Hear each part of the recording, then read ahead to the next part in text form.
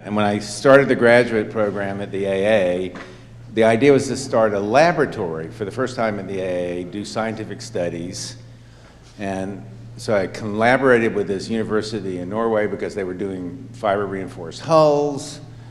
And I'm a scientist, and I thought this is going to be fantastic. And I read these, and it had 90% cantilevers, and so I took one of my students, this guy right here, Johan Bettem, and I said, I want you to become the world's expert on carbon reinforced, right?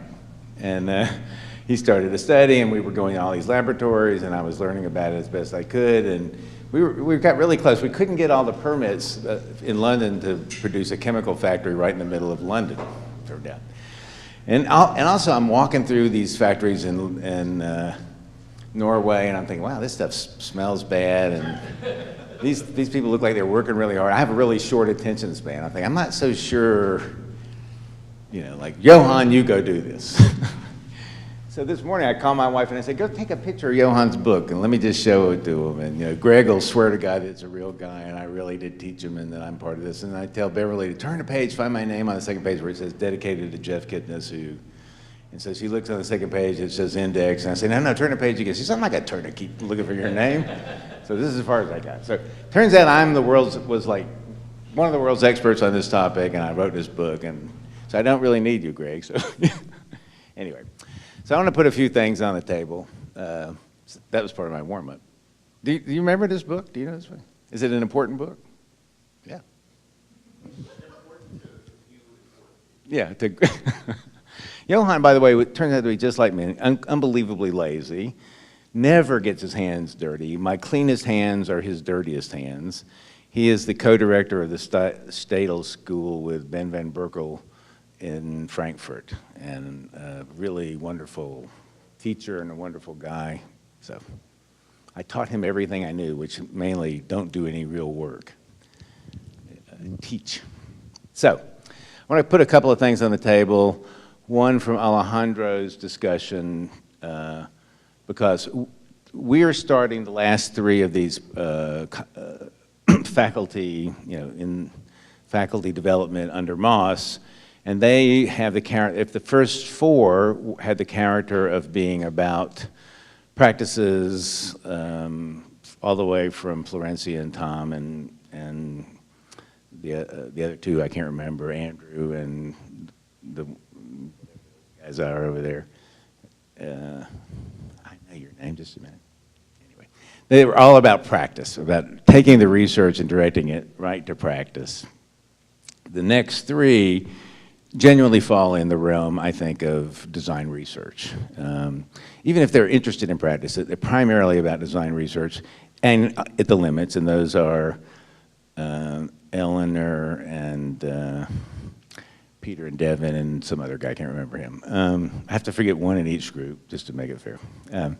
So that would be, him. And today's is, I think, the most interesting. Because today's is about not starting from a cultural or historical theory discourse, but starting from a technical discourse to see if a history theory discourse evolves out of it. And in a certain sense, that would mean it would be research non grata in the history of SCI-Arc. You would not imagine, except for one unusual circumstance, which was the beginning of SCI-Arc, Peter Testa and Devyn Weiser would never have taught here, I don't think, for most of the history of SCI-Arc, except perhaps at the very beginning when Ray Cappy started the place. When Ray Cappy started SCI-Arc, SCI didn't stand for, as we talked about last week, Southern California Institute. It started for science. And under those circumstances, they may well have taught here briefly before Tom and Eric and those guys took over and kicked everybody out for history theory, cultural-based practice, postmodern practice. So, but until Eric, they were unthinkable. And so I asked Eric yesterday, well, how did you happen to hire Peter and Devyn? How did they happen to come here? How do they bring robotics and carbon fiber? And he said, carbon fiber, they do carbon fiber? And I said, yeah. He said, wow, I didn't know they did carbon fiber. This is the truth. And he said, you know, I can't really remember how I hired them. It seems like they came in and said something about robots, and the next thing I know, they were teaching here. That is actually, and I thought, okay, is that, were you there when they got hired, or? Yeah. Do you remember how they got hired? Did you hire them? Yeah, that's what I figured would happen.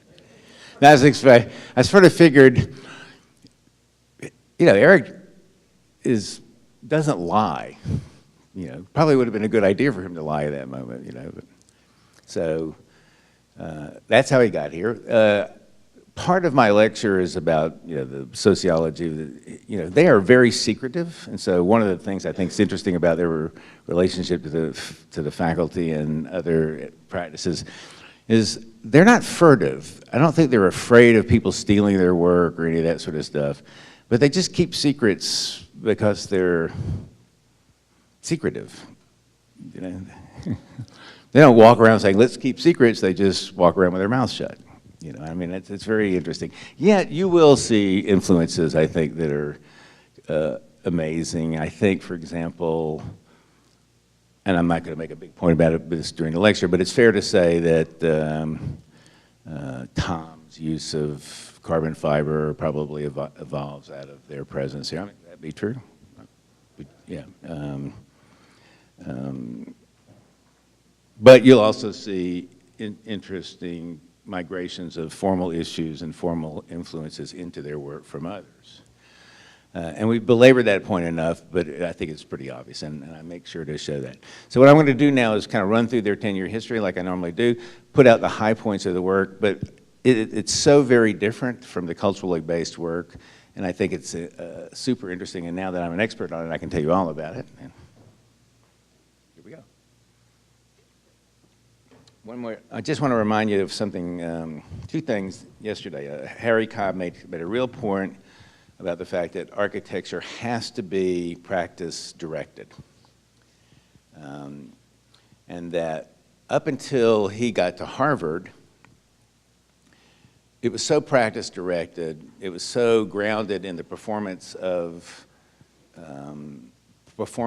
building functions for clients, for the occupants, that it had little time and little place in its consciousness, in its professional consciousness, for the kinds of effects that it had over longer terms and longer generations and psychological and existential issues.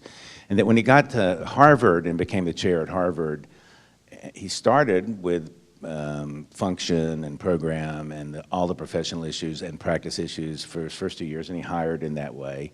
And then he just was too depressed, got so depressed, he quit, and he hired Peter Eisenman and Danny Libeskind in order to introduce these other durational trajectories and other effects of architecture into the discourse of profession. And as a result, that's how I got into the field, through Peter Eisenman, and that's how Andrew Zygo got into the field, through the Danny Libeskind contingent, through Bahram Sherdel. And I don't know, it's odd that Harry Cobb is very proud of us. You know, don't you think it's really funny? Like, and he likes to parade us around. Look what I did.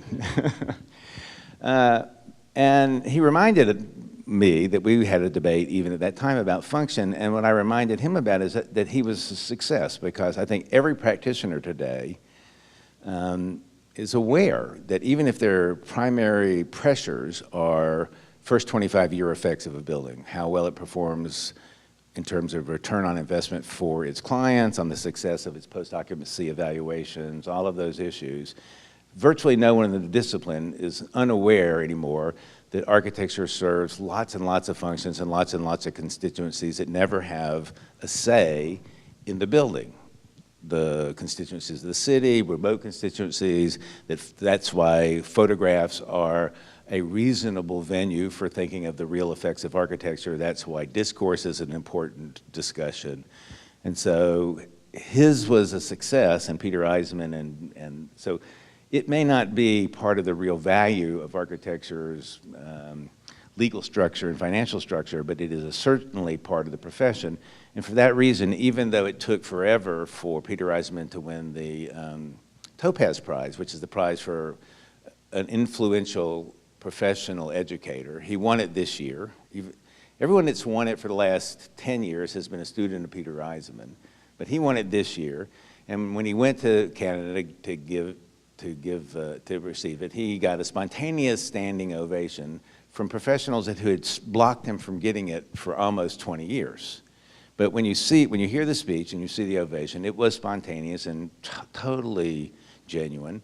And it's because they realized that these two parts of the discourse had come together, and I think that's really important. And so what we're going to be seeing today, I think, is made possible by that when you can start with a technical research such that, as Peter and Devyn has started, and see if it allows for a new possible cultural, start with something that seems technical, then that's also made possible by this.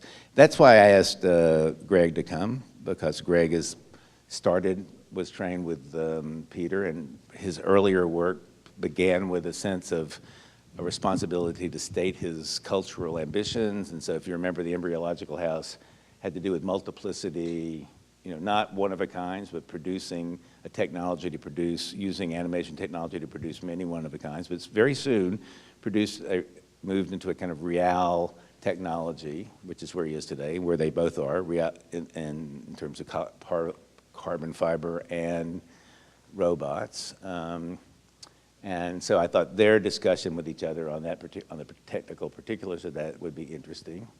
And then just one last reminder, and then when Alejandro spoke last week, he reminded us that the issue is not engineering versus architecture. Engineering, the ethos of engineering, if I'm going to remind people that weren't there, is the greatest good for the most number of people. The greatest good for the most number of people is a proper ethos for engineering. It's the wrong ethos for anything in the arts. The ethos we use, or at least I use, is the most diversity with the greatest coherence. So engineering actually produces stultification. So when you produce the greatest good for the most number of people, you monotonize everybody. If everybody has exactly the same air conditioning, everybody has exactly the same housing, it's all good, that seems like the greatest good for the most number of people. It's turning everybody into the same nothing, equalness. So our job is to figure out how to produce the greatest diversity for the most number of people. That oftentimes starts at haute couture, single paintings, great buildings, individual paintings. There is an urge to try to move it down into pret-a-porter. But it's not one dress for everybody. So that's where I think these guys are working. I think that's where Greg is interested. I think that's where Alejandro is interested. I think a lot of this technology is about that work. So that was my setup. All that was about to let Greg get here. Greg got here. Hi, Greg. So I made a mistake in my teaching to tell everybody to put art when I was teaching students and taught with Devyn, and said put art in every presentation. So she dutifully put art in every presentation. So the APOC, I think, is a very interesting, however, an interesting reference, because this is a combination of Issei Miyake and an engineer. I forgot the engineer, but all of these, this is one piece of cloth woven with one strand of thread. And then it's cut into individual pieces of individual piece of clothing. And so this is 1996, I think, 1996. And so this is a very early anticipation of one of the two ideas of the possible ways to work with carbon fiber. And this is the single strand organized technique, where you control the geometry of the thread. And one of the two techniques that they explore, the two towers. And so this isn't just an illusion. This is a really interesting, even though it's not carbon fiber, this single strand technology and this combination of engineering and art in fashion is a perfect example of the pret-a-porter argument that's anticipated both in Alejandro's argument and I think in Greg and in Peter and Devyn's work. And so then the next argument is to take a weaving approach. So this is the famous tower. This is the one Jose remembered.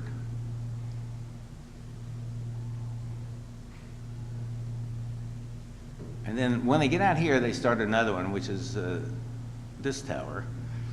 And all of these drawings, which really look like SCI-Arcic, used to be called morpho-SCI-Arcic. I think these should now be called Hernanic SCI-Arcic, where you just make incredibly complicated things, Dwayne-like things. But these are actually because the, what was the word, non-isotropic anisotropic entanglement of the strands are where its structural behaviors come from. So the one idea is the isotropic strand, which is like what you see in the Issa Miyake. The anisotropic is to create a web, sort of like a Chinese finger puzzle that you hold tight. And so this other strand is based on that, and there's no way to do, for example, the exact calculations of the forces. There's no such thing as even a finite element analysis of this. It's going to always be overstructured. It's going to behave in a actually in a way that's no way to think about what its engineering would be. You just have to produce it, and you know, this is truly a conceptual project, conceptual design project, but it's the counterpoint to the other tower. And then the models are made. And then I think this is an interesting project. This is an incremental development project, but then it's to apply the idea to a site and to use the regulating volume of a specific site in LA to see to what extent it could actually anticipate or make a thinkable building. And so all of these drawings, which seem to us like student drawings of projects, are actually more regulating or more thinking about that because they come out of the research of the former project, and to see to what extent an envelope can be. There's no aesthetics in these projects. They just, so just quickly showing you development. This is not, this is telling, I think, because this is, let's say, their first thinking about a building. I mean, in the sense of let's think about a real building that we could build. I think Marcello could. I mean, I know I mentioned Tom, but I do think Marcello's interest in carbon fiber, and you can kind of see the relationship between this and the thing outside. I see it better here, but you can see, can y'all see the tape stripes? And so I do think that that issue comes into the school through them.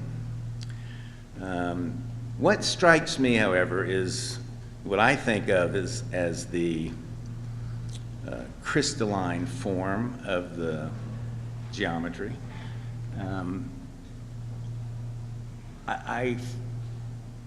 It would not be, it's a little bit like, it's not quite forcing the material or forcing the technology or forcing the carbon fiber method to behave in a way that it doesn't want to behave, because it's quite appliant and it's able to do that, as Marcello shows, but it doesn't optimize or display or take advantage of it in any way. I'm not sure it takes disadvantage of it. I mean, it would be interesting to ask Greg. As far as I can tell, it can be a component method, or it can be a sheet method. It can be a wrapping method. You can make bricks out of it. I mean, it's quite a agile way to work. But in this case, it looks like these would be fairly large straight sheets that would be sheet assembly. But this would require a frame. It wouldn't take maximum. It would be built very much like Marcello's, I imagine. Or no, I don't know. You can tell us that later. But, so when you look further at how the project is considered, you start to see,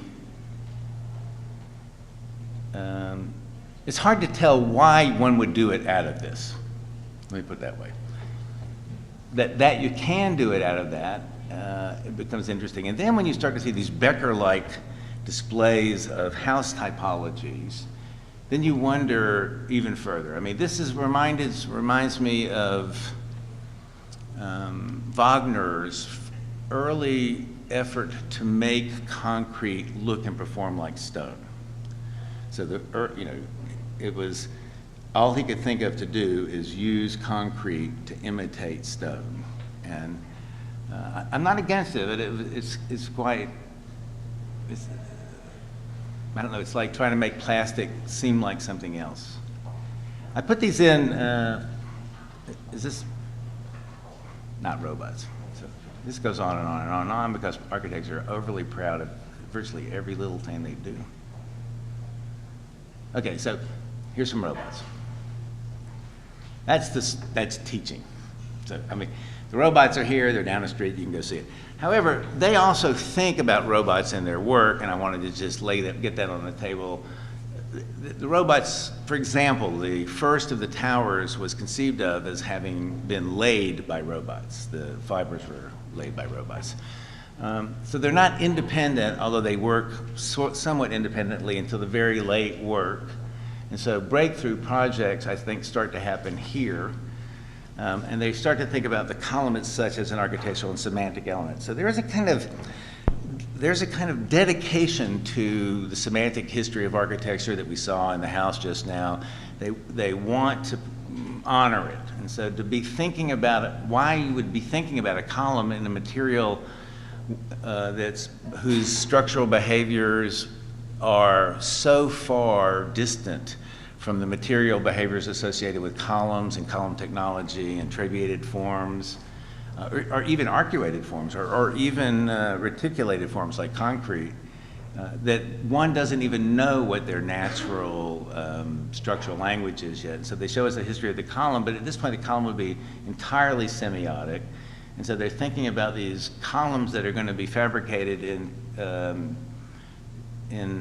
this material and what their possibilities are. They become interested in the decorative motif of the materials themselves. And then they look at this column system. And again, what they're going to do is put the columns in compression by twisting them. And it's very similar to the very first installation that Monica Ponce-de-Leon did at the SCI-Arc, where she twisted the columns. They were rope. She twisted them and then she glued them, and you would have to glue these two in resin, and then the glue fixed the twist. And if you remember, that thing fell down about halfway through.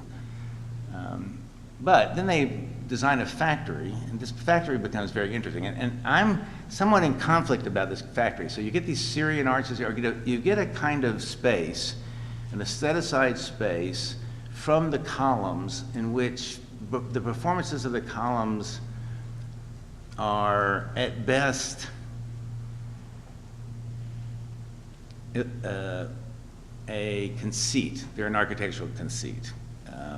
Interesting, but then you get these pods in which the performances of the robots and the materials of the exact same materials are not an architectural conceit, but the very essence of the new production model.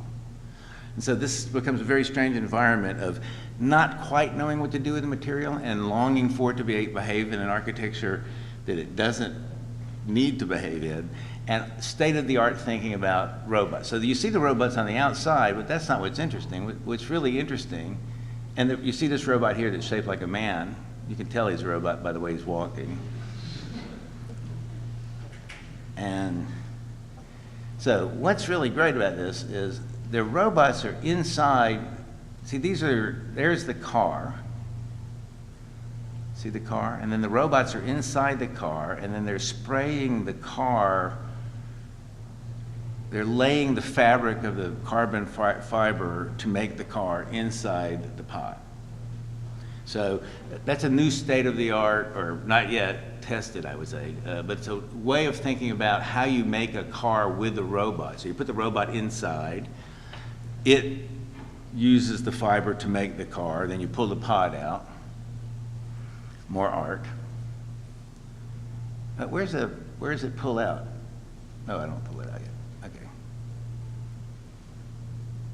More art. Art for Jeff's sake. There's more justification of that. Then you get this. So now the outside robots pull the pod out much slower. And there's the cars inside. And you never see it come up. See? Isn't that cute? And the robot stays inside, I guess, right? What energy does it run on? Batteries. Oh, the cars are electric cars. No, what about the robots inside? That's whatever powers available. Chicken. This is David Hockney dressed in a Yamamoto outfit based on a Frank Stella painting from 1958 called Clinton Plaza. That's about as bad as you can get at following my instructions. Please, nobody do this anymore. Okay, so I guess it's the obligatory creeping in of Andrew Zago's aesthetic into an interesting project. There's the little bit more Frank Stella for you. This is sort of John Haydick and Andy Zago, Andrew Zago. I forgot what the project is. I'm just showing it for that reason. What is this thing?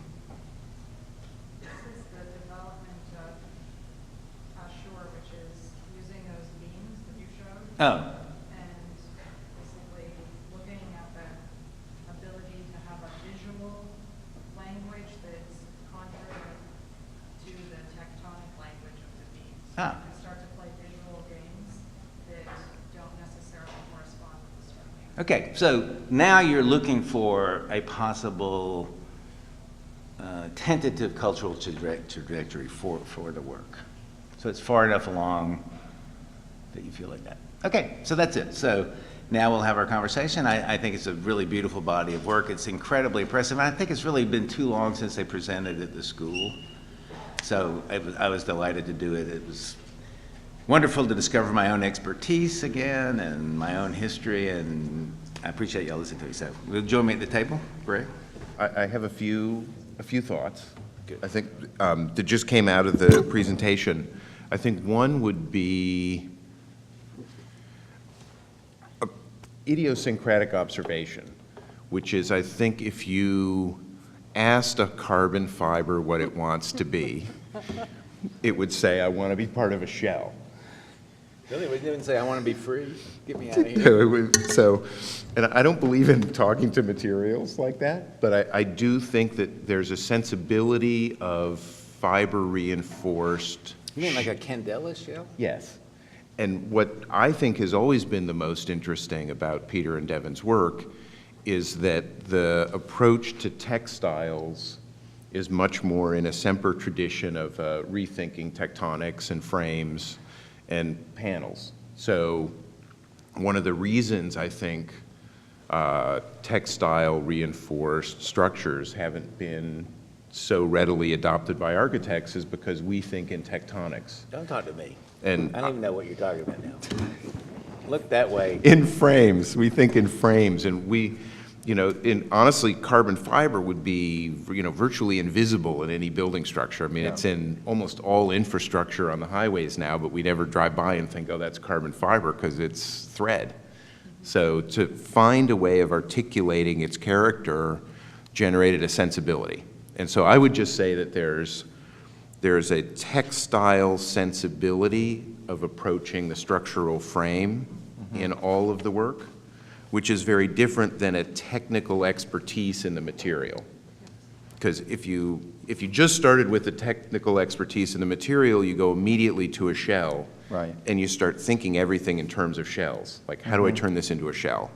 Whereas if you start with the sensibility of laminating or weaving or fiber path placement, whatever it might be, that then has a sensibility which frankly works in carbon. It could also work in steel. Yes. But just for the sake of the students, Yeah. because they don't understand some of this stuff, concrete hardens, which is why shells can be rigid.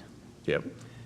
Carbon fiber doesn't harden. So explain to them how it naturally wants to be a shell, just for their sake.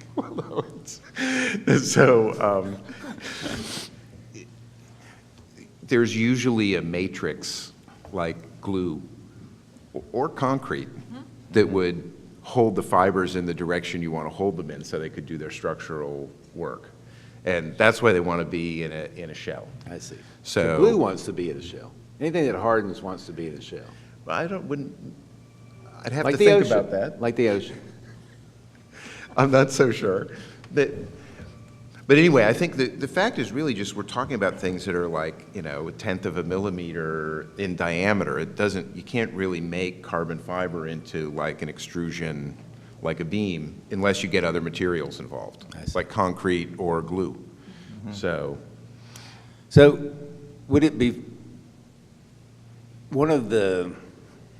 Brahm used to say that the job of the architect is to make the material not behave the way it wants to behave. You know, that would be where you could find this, something like a détournement principle, that you will not find its architectural life until you make it behave differently than its desire. Would you say that that's what drives your work? Yeah, it's not that simple, though. I think that there's a dialogue that takes place, right, between the techniques that are already in place for the production of the materials. I mean, that there is a whole language of fabrication and production that's already established. And in part, we're not inventing any of that. I mean, except maybe in the carbon tower, the idea of robotic pultrusion on site is maybe an invention, if you will, or a transformation. But the détournement is, in a way, taking those techniques and reapplying them back into an architectural language. So I think the point about the frame, I really think is a good point, and I think we're very much interested in that and invested in that, the idea of the frame. And I think also going forward now into this trabeation, trabeated systems is also not let's say a natural articulation for carbon fiber. And I think also our use of it pushing towards volume instead of purely tensile applications, which is, if you did talk to the fiber, it also wants to be in tension, right? So, and I think that's where the exchange between tension and compression in the first tower is, I think, one of the interesting aspects of that project is the combination of tensile and compressive elements. But that I'm not particularly interested in a tensile architecture, pure tensile architecture. And so that doesn't optimize the material. So we're never really optimizing this material in our work. So it could be, it could be steel in some cases. But I do think that there's other factors at play here that have to do with logistics. And that maybe comes back to some of the things that Greg has talked about, and also Alejandro's discussion. And I would push against a little bit towards, with the Alejandro discussion on the sustainable side, that I actually am much more interested in the logistical, and this also Frank Gehry's talked about this too, that the idea that if we really are going to talk about energy in building, it's really on site. I mean, it's really the actual construction process, and that's where the energy consumption is. That's really where it's not in covering things with green plants or whatever. I mean, that's got nothing to do with it. So that's transport of materials you're talking about. Yeah, it's the and transport of materials, it's the actual weight of those materials, it's the actual construction sequencing, all those things. And I think that that's one of the areas that's underlying this, right? That I think is also a way of promoting this and pushing this into the culture of building, is also that's the most effective, I believe at this point, that's the most effective way of responding to those demands, is by changing the construction industry ultimately. And I think that's really where our interests lie as well in the longer term, with these shifts from isotropic to anisotropic, and then the combination, which is the other thing I think that's interesting relative to the frame, is the combination over time is the ability to now sort to combine isotropic and non-isotropic behaviors in one system or in one project or in one building. And that's where the last project that you were showing, Jeff, I think is much more about now being able to play both ways, right? And I think that's also something that I can see in your work as well, is not so much about, again, the optimization would lead you in one or the other direction. Although I guess, North Sails with their second generation kind of developed the idea that which is in the Strand Tower, that if I throw enough fiber at something in many different directions, it actually takes a non-isotropic or anisotropic material and puts it into an isotropic state because it's got so many directions in it. Yeah. But I would just say, because I know this isn't our mission, but I would detangle the sensibility from the material. Yeah. In the same way, like in Neutra, you have a balloon frame building, but with a steel frame sensibility.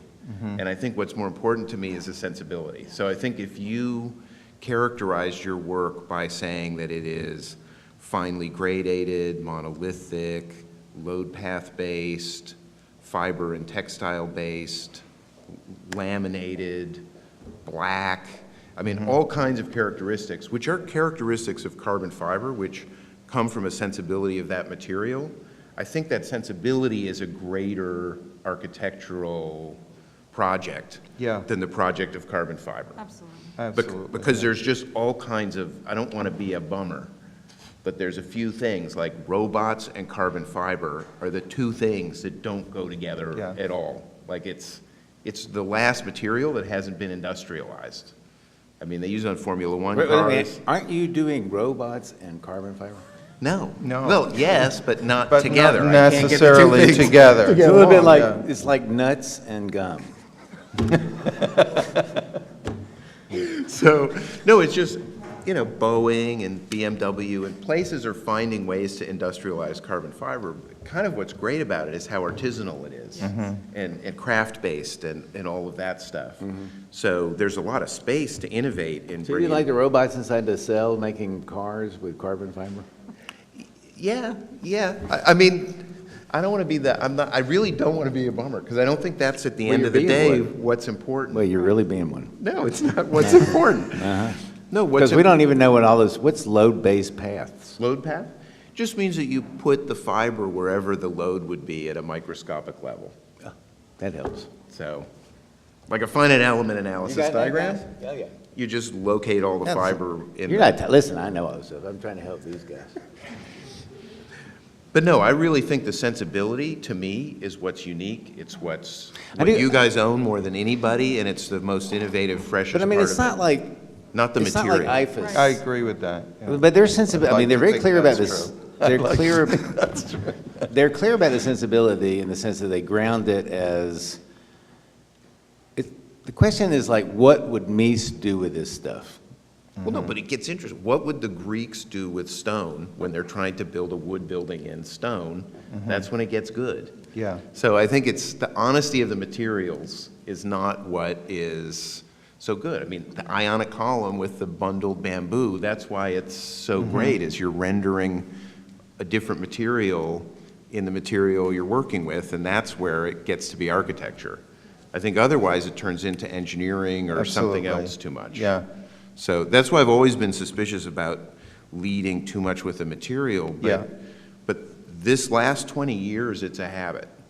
You get a robot and you get a brick, and you start stacking bricks with robots.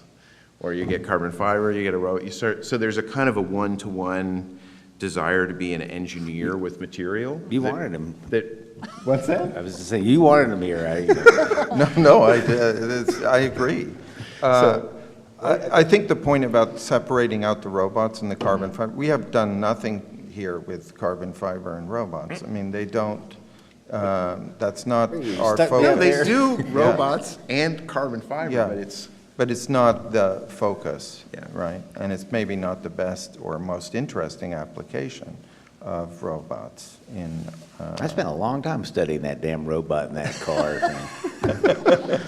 No, the car is different. That's also not, that's nanofibers, so that's spraying something. So that's actually a matrix material that's being, it's not layup, it's a matrix that's being sprayed. So, Oh, yeah, correct me now. Yeah. You're on Greg's side. No, but there is the glue. I think we very much. Interrogate me, is that the idea? Is it? Wait, I got to ask them something. Yeah, because the whole time I'm looking at it, I think I can see that you can do this with this, but I'm not seeing why you would do this with this. Whereas, in other words, I can see that you can use the material to accomplish this consequence. For example, the houses, or even the last project. Okay. Maybe we should talk about the house for a minute. That there is, I think, a logic there that's got to do with convex hulls, which is a form of a shell, right? So that's a convex hull. And the wrapping... Are you talking about the pair of houses in the middle? The or pair of houses, yeah. That's a wrapping of a convex hull that then is essentially putting the outside surface into tension. In which all the compressive loads, I mean, this gets a little technical, but I think it's an interesting idea in which we're shifting from gravity to pressure. So the idea is that gravity isn't the dominant load condition there, but it's pressure from the inside of that hull out to the outside surface. And by having all of the floors are all in the lower parts of those hulls, so they're pressing the dead loads inside those forms are actually pushing outward, and then the fiber is pulling, is basically containing those loads. So you have a situation where you have loads moving around that surface in very unusual ways. So in a way, the house is floating. I mean, it's really free from the ground. It's essentially floating. So I think that's an important shift from taking dead loads as being something negative and turning them into something actually positive in that project. Can you so draw a diagram of that on the wall? Do you know what he's talking about?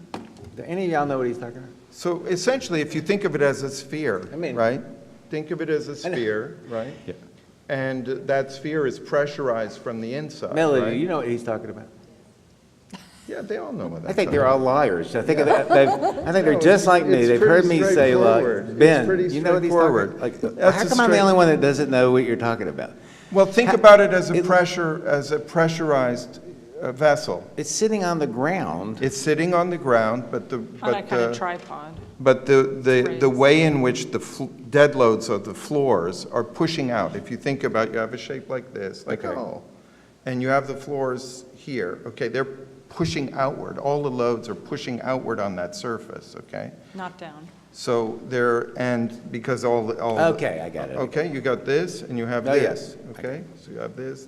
I know, Charlie And Rose then, did this. so in order for those loads to be, contained, they actually travel around that surface see. as opposed to So then why do going you, into the then, ground. given that, doesn't the simplicity pattern, then that's the wrong diagram.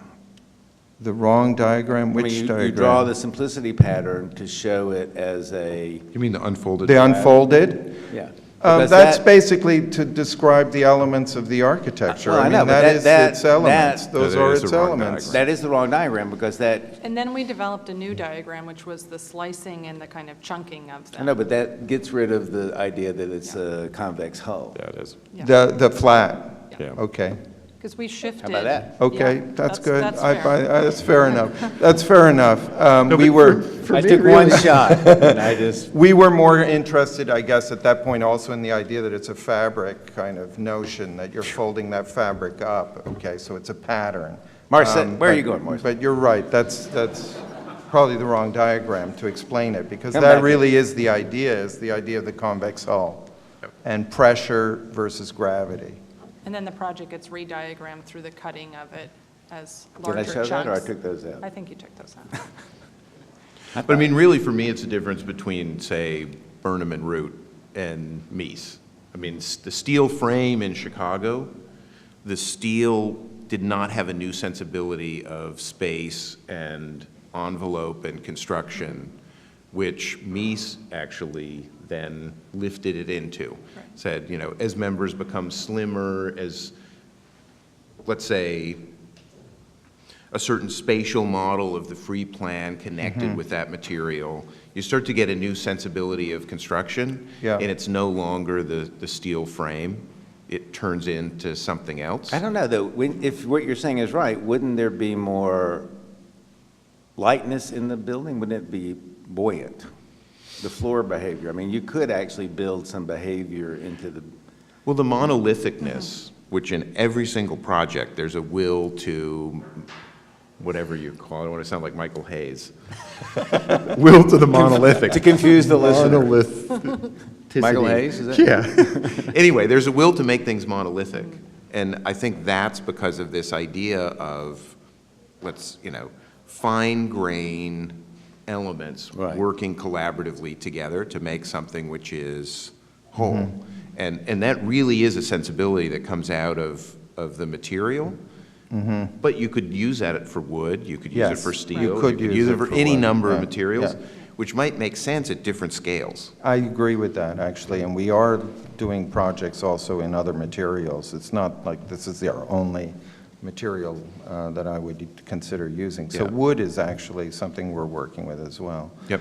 But I think, I would like to think that we're more Mies than Burnham and Root. I mean, that would be. That's what I'm saying. I hope No, so. that's what I'm That's saying. a real, you know, compliment. I would definitely aspire to that. I think we very much aspire to that. So, in the boat, Yeah. you get to put more bumps in it because the material is so light, the bumps don't cost you any extra weight? No, it's, no, that, I mean, there, it really just is about weight and strength and engineering. But if somebody else built that same boat as you built with fewer Yeah. bumps, it would be lighter.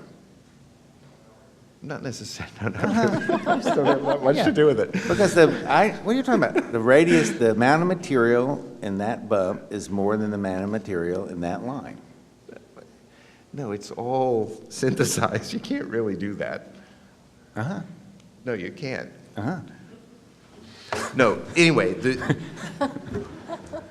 Oh, that, I mean, much like the sensibility, That's what I'm trying to get the idea. the that- engineering there is, it is very simple and fundamental, that you want to make a thing into like a sphere, like a tube, like a monolithic, completed shell with as few holes as possible, that's for sure. Everywhere you put a hole, you put I see, so then the more fine-grained topology of the material. surface doesn't matter. No, not so much, not so much. I mean, but the fact that topologically, it's a closed Yeah. shell, and, you know, that there's two skins and a core, and you just load up material where the loads are and decrease it where it isn't. But that will to a monolithic thing, which is, you know, gradated in its structure, and, let's say at a micro level, aligned with fibers and orientations.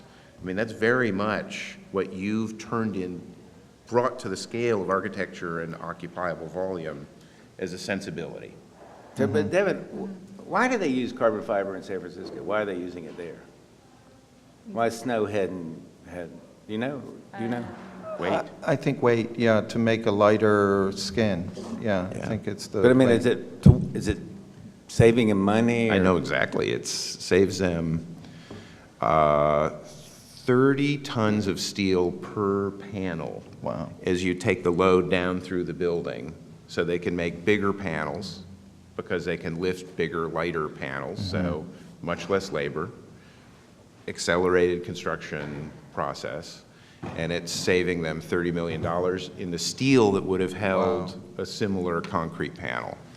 So for like a tower, if you can start to Yeah. build the tips of towers, and that's fiberglass, not carbon fiber. Oh, is that right? But as you build in composite reinforced materials, like fiberglass or carbon, rather than steel reinforced materials, you just save weight and take that weight down, and you're saving, you know, millions of dollars.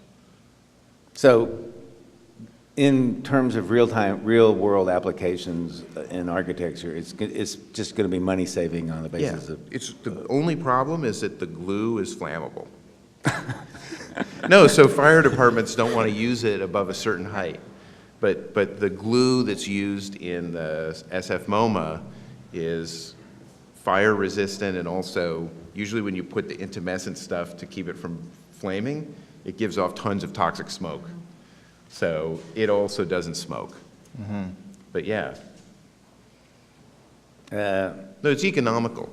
But the Snøhetta, it doesn't matter that it's made out of fiberglass, except for all the, like, a construction manager's interested in this discussion, but Snøhetta's sensibility That's is what I'm saying. carved stone. That's what I'm They're saying. not taking advantage of the material. Right. Is a But it's an transformative. IFAS equivalent. It's It able might as well to. be postmodern foam. Might as well be. That's actually, they probably would have started with the idea that it's postmodern foam, and some clever engineers and fabricators said, well, we could save you a lot of money by building it in fiberglass. And so are there proof of concept moments in architecture where this material is doing architectural work that's not building optimization work? That's There's decorative, Apple's headquarters will be covered in decorative carbon fiber. but just for decorative reasons. It'll be structural at great cost in order to be decorative. Because Foster's So office y'all, said, so both of you, and not for robots either. no, because, you know, I mean, just Norman thinking Foster as and practice Apple. ideas, as ideas of research. Because the sensibility doesn't exist. The technical expertise exists in Norman Foster's office. I know, but what is the sensibility that you can get us to? That's what I'm saying. What, like, It's more like Kurokawa's work in wood. Not Kurokawa, the architect, though, the sculptor, Max Protesch guy. oh, no, not Kurokawa. What was his name? Who did those wood things on Roosevelt Island? And I don't know his name. I don't know. I think it's Kurokawa. No, it couldn't be. I mean, you could say, now you could say, I think it's Kurokawa, because I said, I don't know. Anyway, Kisho Kurokawa? no. No, that's architect. That's the architect. Anyway, the Apple headquarters is like the carbon fiber dashboard on your Mercedes. It's really just there to symbolize luxury and I don't high have a performance. Okay. In your friend's Mercedes.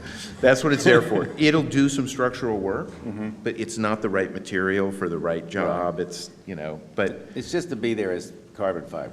But it also, it's going to be exactly what its plaster equivalent would have been. Whereas what Peter and Devyn are doing in terms of looking for a character of, you know, light, view, occupiable structure, tubular, you know, the ramps in the tower that you occupy volumetrically that are like giant structural profiles. That's all a sensibility that comes from thinking about carbon fiber, but isn't a direct result of its engineering and material properties. And I think if you go that direction, it ends up either becoming very decorative or becoming very one-dimensional. So, I mean, I'm more interested in exploding this into, let's say, a laminate sensibility, or an architecture of lamination, or an architecture of fiber, or something like that, because it has more power than Toward what saying- in architect, what would, you know, people, You everybody. could, by the way, you could only design it and build it with a fair amount of computational power. Everybody that lives in this building is dying for Tom to take that wing down. Is it true? Is that right, Tom? Including Tom? You too? To take that thing down by the cafe. Aren't you dying to take that thing? I mean, oh, God. I mean, but it's a fantastic, you know, recruiting tool. I mean, they bring it in, Ming brings it in and says, look, we got 100% cantilevers, and, you know, this is the first use of carbon fiber, and, you know, it's not only 100% cantilever, the entire building is being held up by this thing, and, you know, and it's true, it's become a kind of, Keep mixing the carbon fiber with just fiber. I don't care. But it really matters. Just, It's like carbon is fiber carbon is the material of life. You're made of carbon, so you made it, and so it's carbon plus fiber. I thought it just faded. I just thought it faded, I'm sorry. Okay, so fiber. I'm just saying, like, I don't think we can separate. I thought that thing that was black came down the middle, a little periscope was made of the carbon. What is it looking at anyway? And anyway, it's not even a cantilever. You know, if that thing was a cantilever, every tree in the world would have 100% cantilevers. So, Ming won't let it, but you know, the point, so there was this promise of fantastic architectural performances early on, fantastic cantilevers, fantastic tensile behaviors, and that doesn't seem to have panned out at all. What happened to those? We were never interested in those. I know, but somebody was. Wolf Pricks would have been interested in those. He's got the world's largest cantilever, and he doesn't use it. No, the structural properties, I mean, in exchange for raw carbon fiber material, I did a trade where I gave a talk at the... You mean you got some carbon fiber? I got free carbon fiber for a lecture, and I lectured at the American Association Like of magic beans. No, of mining, infrastructure, and I think the other it involved like explosions. I forget what it was, but it was these three fields, and it turns out all mining, people that build reinforcement for mines, people that build tanks for holding like airplane fuel and stuff, and people that are retrofitting infrastructure.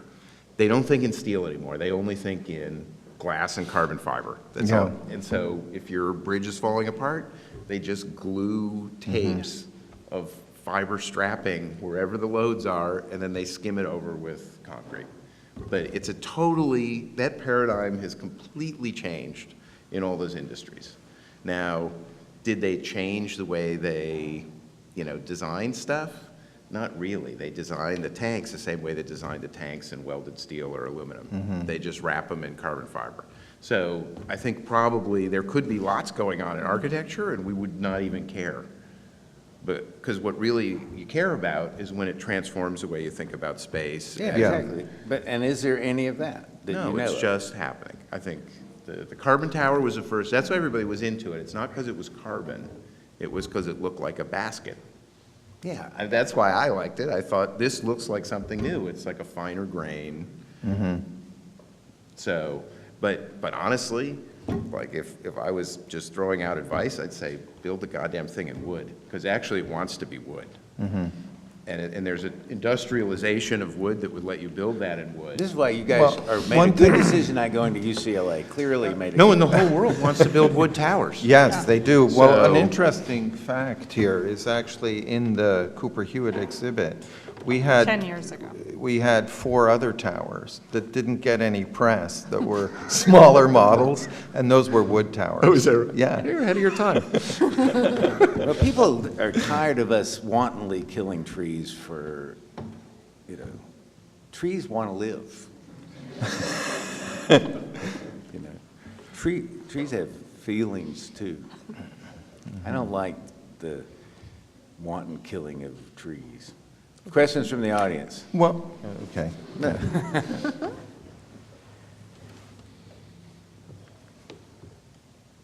I hope you would ask a question, Harry, because I wanted to say we don't have time. Okay, go ahead, Peter. You got more stuff to say? They're just dumbfounded. Oh, I was just going to say that there's also fiber reinforced wood, right? Which I think is probably the angle that But things that could really. wood is automatically fiber reinforced. Right, but there's, I think, a lot of interesting technology or techniques developing in wood of extracting like, wood fibrils even and reapplying them. So using modified wood, taking the fibrils out of the wood and then reapplying them to the wood directly. So that's the lamination. I think this lamination language is really, I think that's a really an important idea, because I think that allows for both using biotechnology, essentially, and using young growth timber, which is also needs to be reinforced if it's going to have any real performance. Baby So- trees. Yeah, baby trees, fast-growing trees, right? So that you're going to be able to amp up the performance of those baby trees, right? Through various, either through... You should hear yourself. Yeah, okay. Either through the wood fibril technology or through carbon fiber being applied on exterior surfaces and so forth. So I think that's actually a whole another language that's really has a lot of potential and is really interesting. Yeah. But Marcelo, why did you use fibers in the parking lot project? Yeah. Well, I was interested in the material and the effects. I mean, clearly, as you said, I think it's probably the case.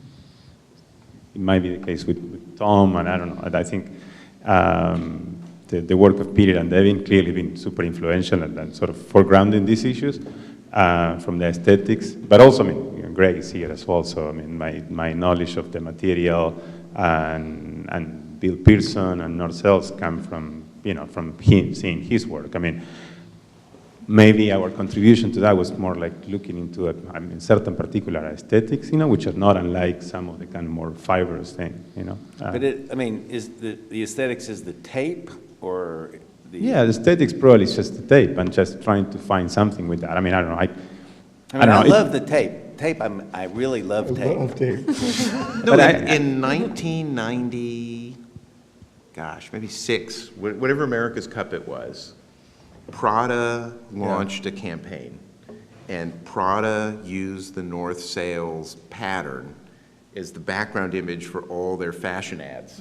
And so I saw in these magazines full-page patterns, and I was like, what is that stuff? And I kept asking Sylvia, like, is this Prada clothes? What is it? And then I realized it was from the America's Cup, and I went up to Minden, Nevada, and met Bill Pearson and got back into sailing just because of that pattern, just because of the decorative pattern. I'm sure that you must have seen that then too. Well, that So makes we all, and so Renzo Piano saw that and did a whole building covered in that pattern in Valencia, Spain. The whole cladding of the building is all that decorative 3DI. It's what architects see. I know, but what the problem is, you guys, your tape pieces are too long.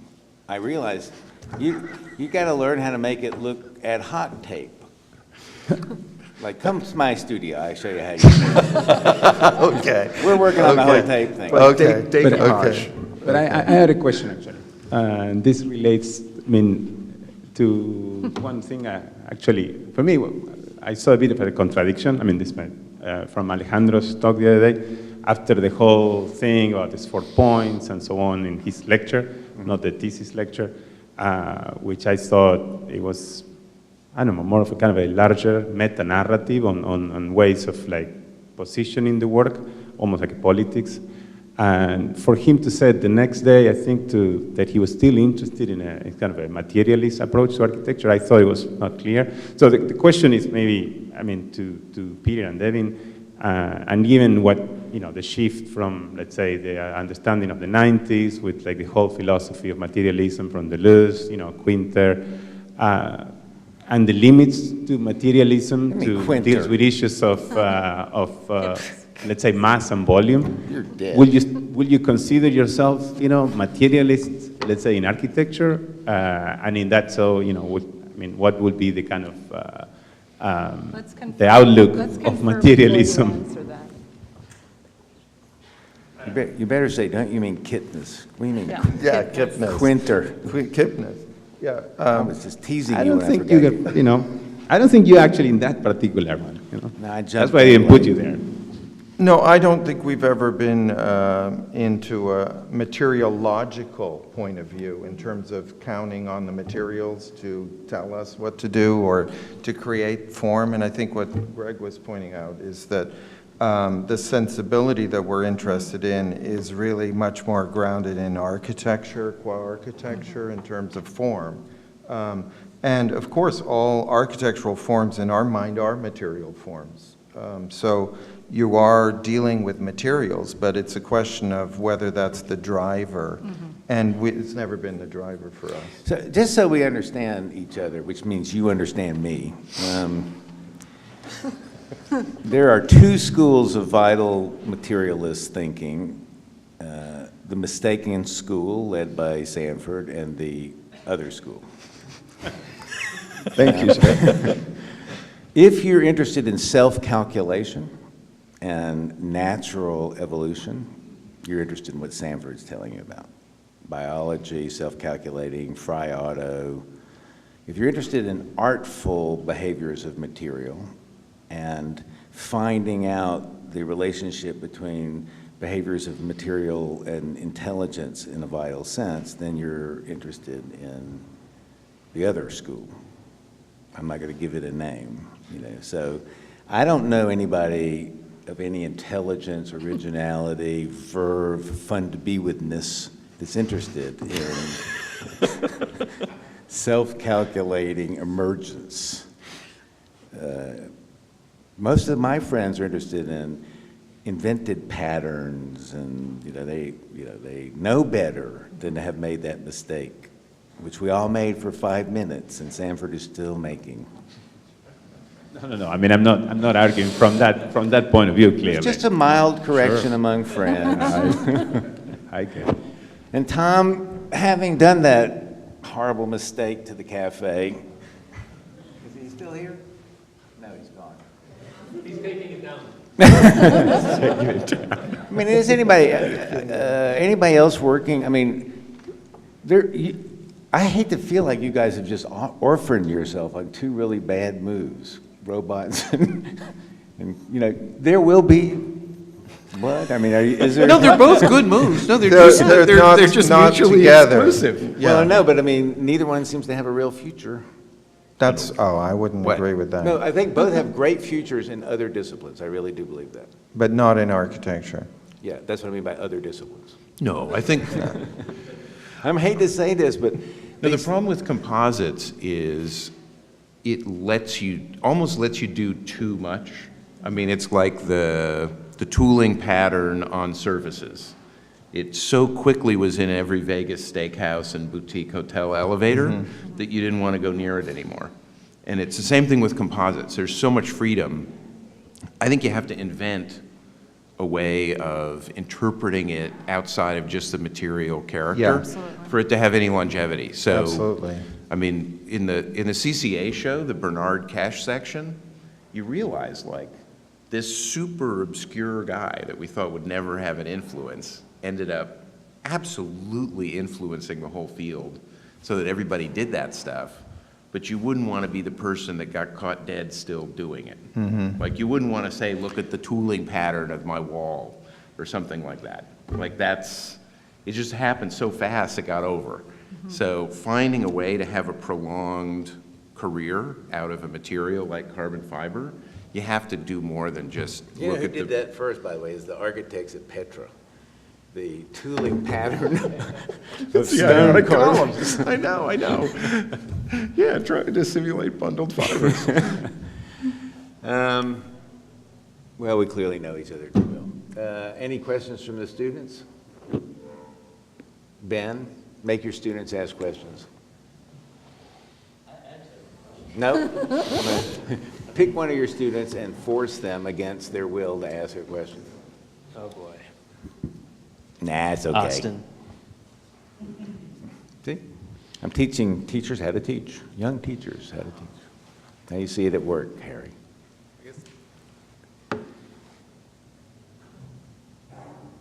In regard to, where do you see the sensibility of carbon fiber developing if it needs that development in architecture alone?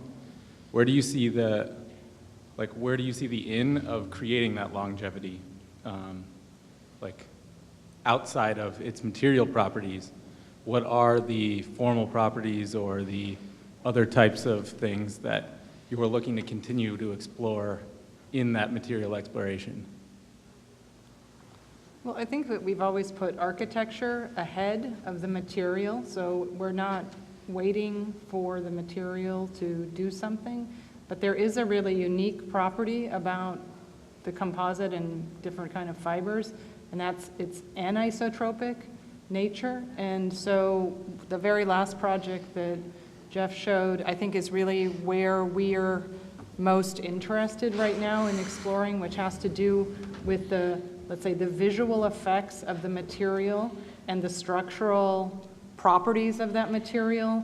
So the geometry and the matter do not have to correspond, and that we can, let's say, override or misbehave with the material and have other kinds of architectural effects that we're always interested in, and that the fiber allows us to play that game. So we're able to kind of contradict things, so the matter and the geometry don't have to sync up.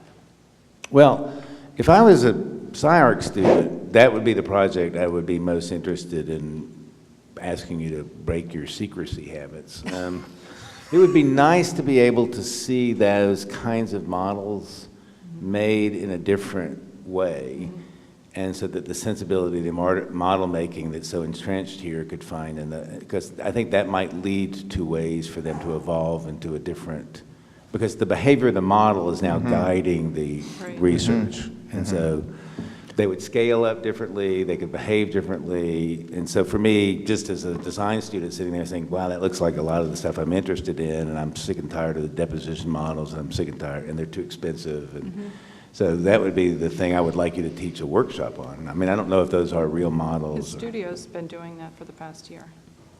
Yeah, I heard it was the second best studio list. Right after yours. Now, the- I have one more question. Actually, wouldn't it Yeah. be cool if carbon was red? It can be can red. It can be red Yeah, if you that's want why it to they be. red carbon. It can be red. Then all of us would get sick like Superman. But I think to further that question and to engage the discussion here, the idea that Greg was bringing up about the freedom that the fiber brings is also, it gives us another angle or another way of looking at things that are the conventional elements of architecture. And I think we always need some new leverage there, right?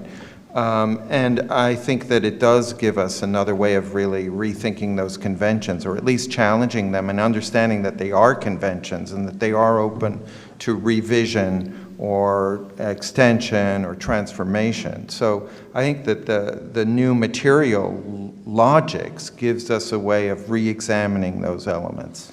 There's been lots of slump glass, and then double curved glass turned out to not perform with transparency.